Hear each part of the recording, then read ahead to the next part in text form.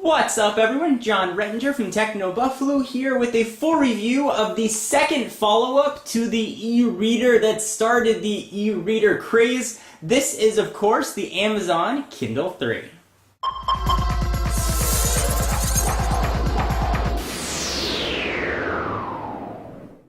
So the first two Kindles, while very useful and quite revolutionary, were not what you'd qualify as pretty. In fact, they were ugly electronics. They just didn't look good. They were cool to use, sort of having the e-reader thing was new, but in the world of nice looking electronics, slick design, the Kindle was not keeping pace. The Kindle 3 really fixes that, and I'm proud to say it's actually a very nice looking device. Let's take a look at the aesthetics and then we'll run down all the specs.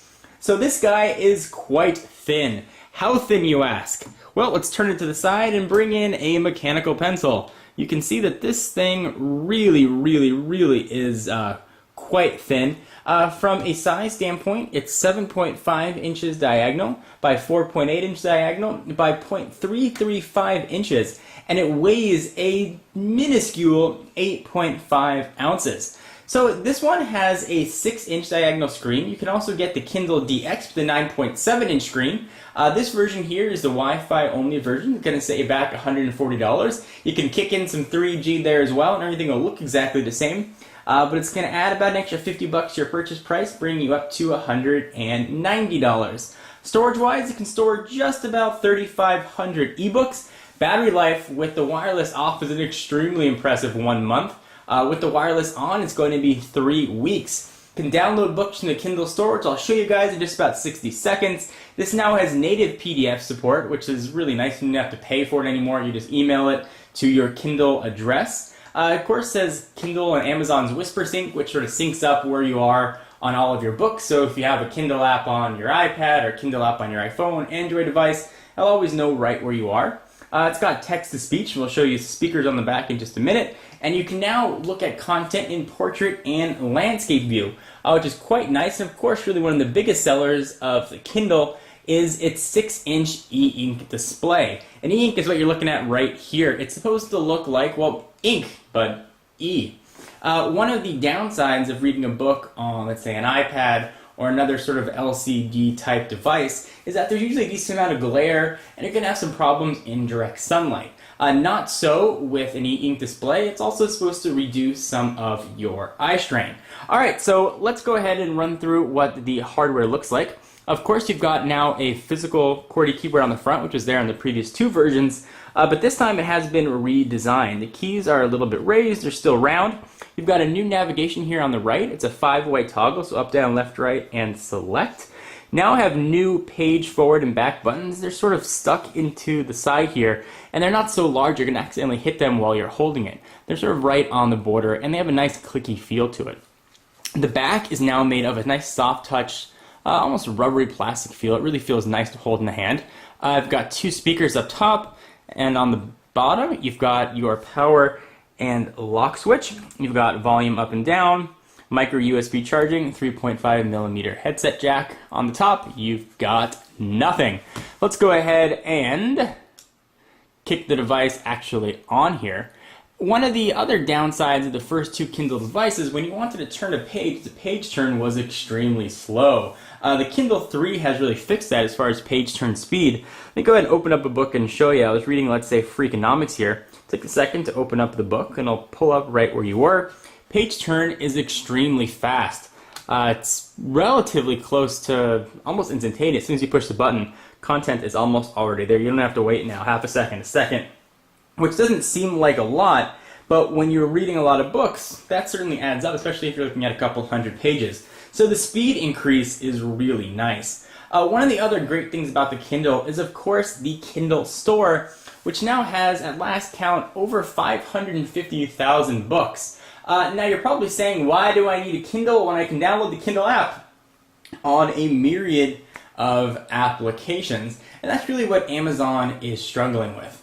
I picked up the Kindle mostly because I was having some eye strain doing a lot of reading on the iPad, the device that I've been using for the majority of my books. Also, when I'm outside in direct sunlight, I was having a lot of trouble reading it. The Kindle really alleviates that, and for a relatively inexpensive entry point of $140, It's sort of a nice carry-on device, and the fact that it's so thin means it's not going to take up much space in my bag. So there are a few other new features with the Kindle 3 as well. Let me show you what those are. It now has a full WebKit-based browser, which you might think is weird on an e-ink display. WebKit is just sort of an open set of standards that Apple used on the iPhone, Google used on Android, and Palm used on WebOS. So it makes it for a very nice browser. So I'm going to go ahead and open up Menu. And it's still qualified as experimental. So we'll go ahead and open up the experimental section. I'll zoom in sort of off the keyboard a little bit more on the screen. And you can see what some of the other experimental sections are here. You've got the web browser, play MP3s, and text-to-speech. This will actually read books back to you in plain English.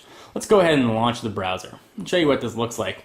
I don't know if you really use this for much web browsing. You probably have a smartphone or something in your pocket. But it is kind of cool that it does work. I just wanted to show you what it looked like. Let's go ahead and launch a website. So we'll open up, let's go to enter URL.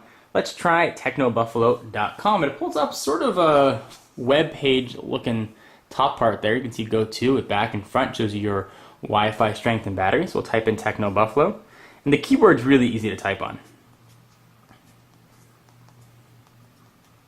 Now, one of the downsides, of course, of the Kindle and the e-inks in general is that they are not backlit. And of course, I typed Techno Buffalo wrong on camera, but I'm going to go ahead and leave that in. Is that it's not a backlit display. So if you're trying to read this in the dark, you're going to have a bit of trouble. So let's try this one more time as I talk about how nice the keyboard is. Get a little nervous sometimes on camera. Go to Techno Buffalo. There we go. .com. Let's go ahead and check load times. Hit go to and see what this looks like here. If you saw the web browser on the Kindle 2, you'll know it was a poor excuse for a web browser. Pretty much just pulled in text. No support for images or anything. This actually looks like a website. You can zoom in on text and sort of read what you'd like. You can select your hyperlinks. You can see that box sort of shows up there with the magnifying glass, and you just zoom in on the text that you're looking at. Really works surprisingly well. You see, it even has a pop-up there. You might actually be able to use this as a web browser. Kind of neat. Let's go ahead and jump back on home. Primarily, this is a ebook reader, and that's really where it succeeds. My biggest thing with the older Kindles was you had to pay to get some PDF functionality, and it wasn't even native. It really only had it on the larger Kindle DX. Now that's fully supported here. So I was reading a jet blue case. And you go ahead and open that up, and it opens up a PDF. One of the things I like too as well is that you can view content now in landscape or portrait. I go ahead and hit the button right down here that will ordinarily change the font size. I'm going to get the option to rotate the screen. You can see it right there, so I can view it with the pictures on top, images down below, left, right, orientation, fit the screen, or zoom any way I want. The Kindle now just has increased functionality.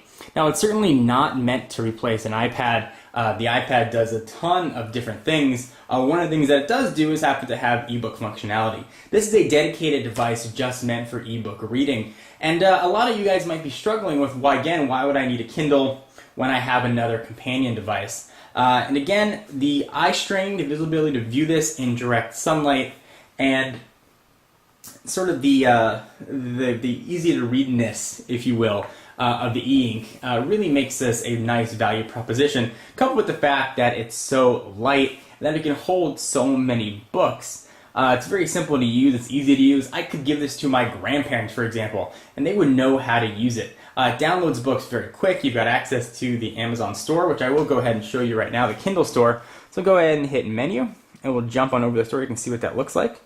Let's go ahead and shop in the Kindle store. And one of the great things as well about this, you can download previews of books. You get the first chapter and see if it's something that you want to read. You've got the Kindle store. You can view New York Times, Kindle top sellers, and a ton of other ways to sort your text.